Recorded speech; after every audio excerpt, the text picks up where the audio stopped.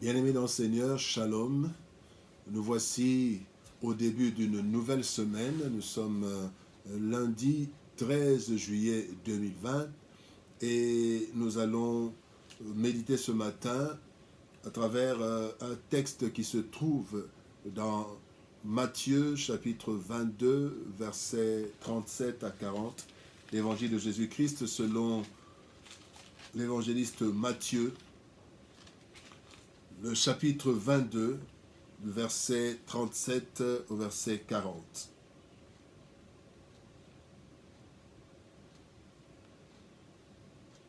Voici ce que déclarent les Écritures. Mais commençons au verset 36 pour mieux comprendre. Maître, quel est le plus grand commandement de la loi?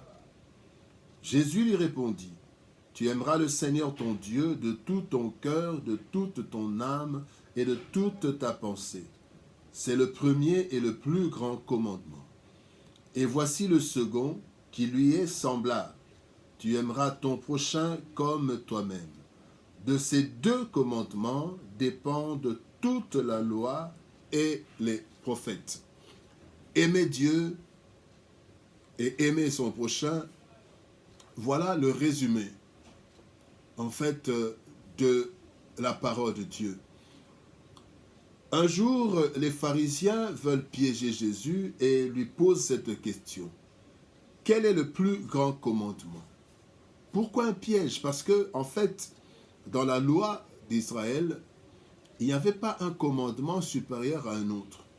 Ou bien il n'y avait pas un commandement qui pouvait être délaissé au profit des autres.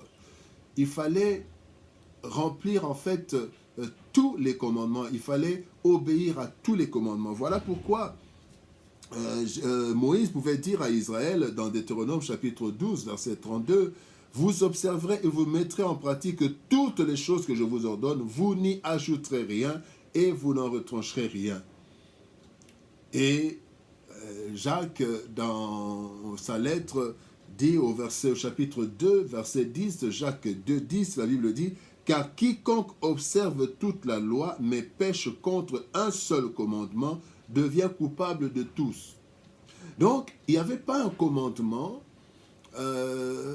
qu'on pouvait rejeter. Et maintenant, c'était ça là. Il voulait poser la question, quel est le plus grand commandement? Or, il y avait 10 commandements donnés, il y avait des instructions, plusieurs autres recommandations et ordonnances. Mais quel est le plus grand? C'était un piège pour Jésus, pour les pharisiens.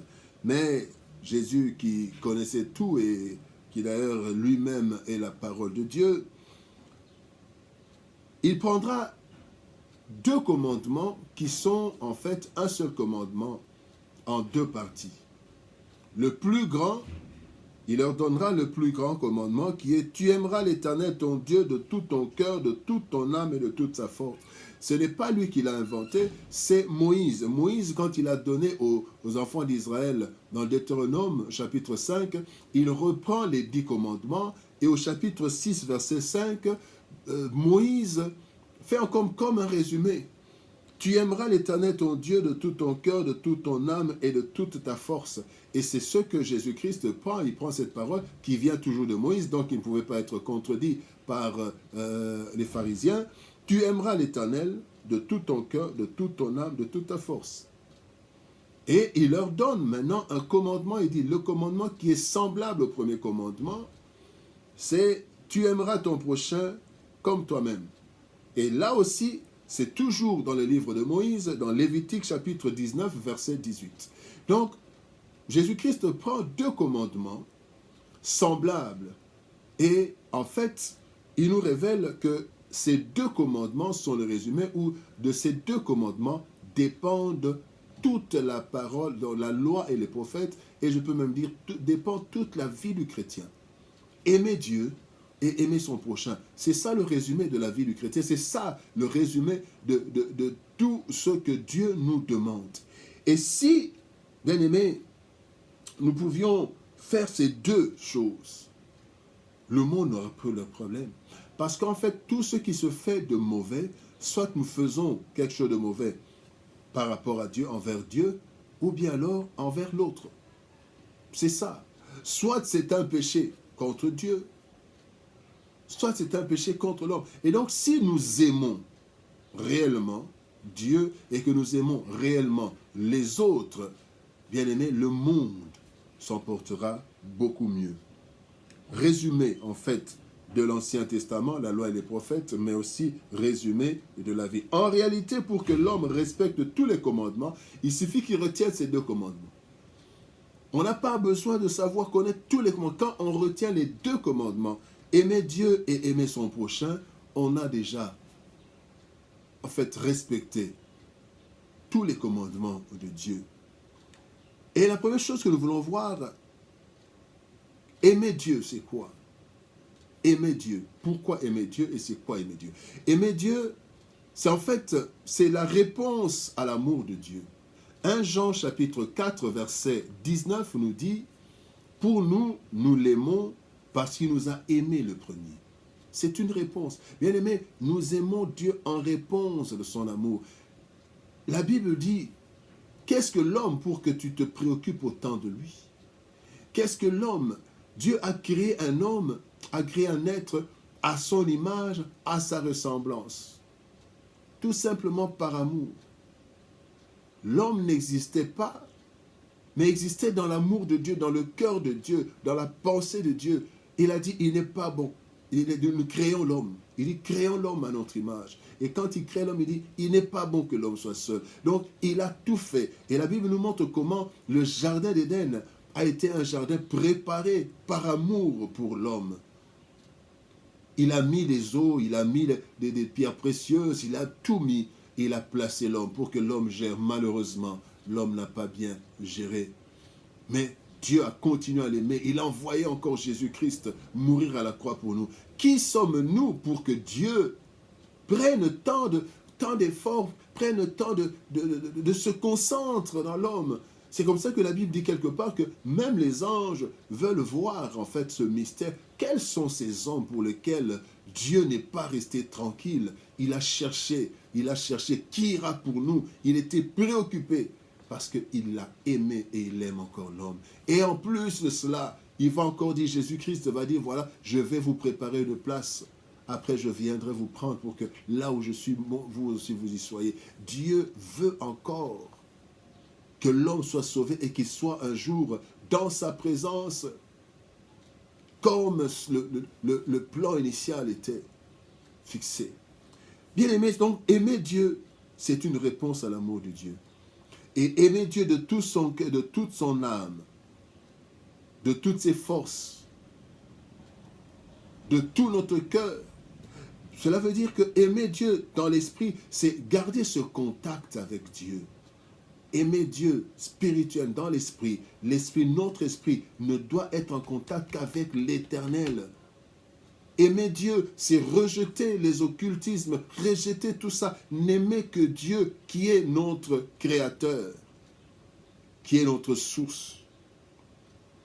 Et non seulement nous aimons Dieu par notre esprit, mais aussi de tout notre cœur, de toute notre âme, par l'affection que nous avons, les sentiments. Nous devons avoir des sentiments de joie, des sentiments d'amour, d'affection, d'attachement à Dieu.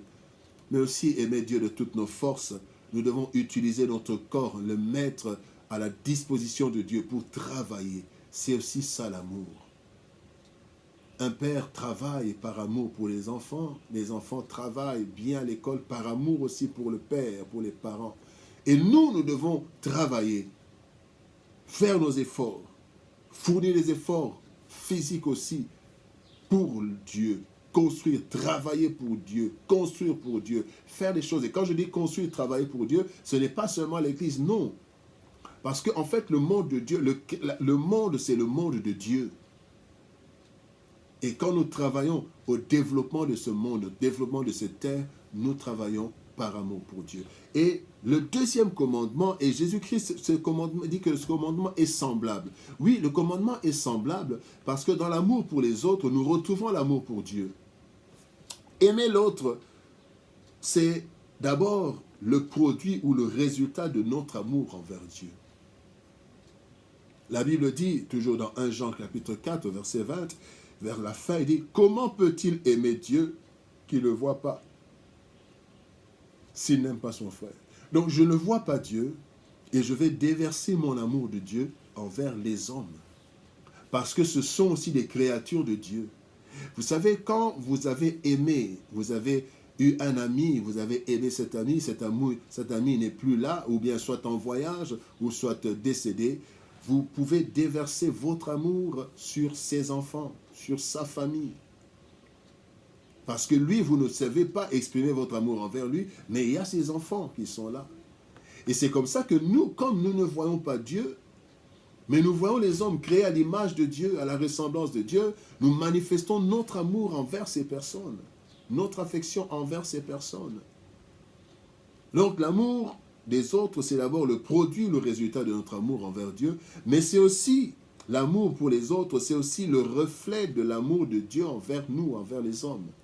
Dieu nous aime, il manifeste cet amour à travers l'amour des autres. Dieu nous bénit, mais il nous bénit aussi à travers les hommes. Quand nous manifestons l'amour, nous manifestons l'affection, nous aidons les autres, en fait, c'est Dieu qui les aide, c'est Dieu qui les aime. Voilà pourquoi, bien-aimés, quand nous ne manifestons pas notre amour envers les autres, il y a des personnes qui risquent de croire que Dieu ne les aime pas. Voyez les enfants qui ont grandi sans amour. Ces enfants deviennent frustrés et ces enfants sont parmi ceux qui font les plus de dégâts parce qu'ils n'ont pas bénéficié de cet amour de Dieu. Pourtant, Dieu a donné cet amour à travers les parents, à travers leur entourage, mais cet entourage a refusé d'aimer ses enfants et ces enfants maintenant grandissent sans amour. Comme ils n'ont pas reçu l'amour de Dieu à travers les autres, ils ne pourront pas donner cet amour. C'est dans ces cas, dans ces personnes que nous retrouvons les bandits, les assassins, les politiciens véreux et tout ça. Les méchants, c'est généralement parmi ceux qui n'ont pas vécu un certain amour dans leur jeunesse, dans leur enfance. Et ils ont été privés de l'amour de Dieu qui devait passer par ceux qui étaient autour d'eux. Bien-aimés, lorsque dans tout ce que nous faisons, nous le faisons par amour pour Dieu. Nous avons l'amour pour Dieu, l'amour pour les autres. Bien aimé, le monde se porterait mieux. Malheureusement, Christ a dit que la charité et l'amour de plusieurs se refroidira. Et c'est ce que nous voyons. Nous voyons à travers les autorités dans nos pays. Nous voyons à travers la population. Nous voyons à travers le monde. Bien aimé, le plus grand commandement, aimer Dieu. Aimer Dieu. Tu aimeras le Seigneur, ton Dieu, de tout ton cœur, de toute ton âme et de toute ta pensée. Et à d'autres versions, on parle de toute ta force.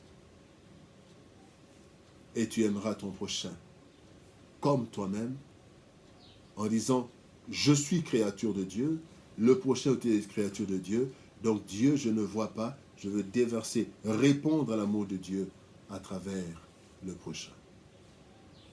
Que Dieu nous bénisse, que le Saint-Esprit déverse son amour en nous et que sa grâce soit toujours sur nous. Que Dieu nous bénisse. Au revoir, shalom à chacun et à chacune.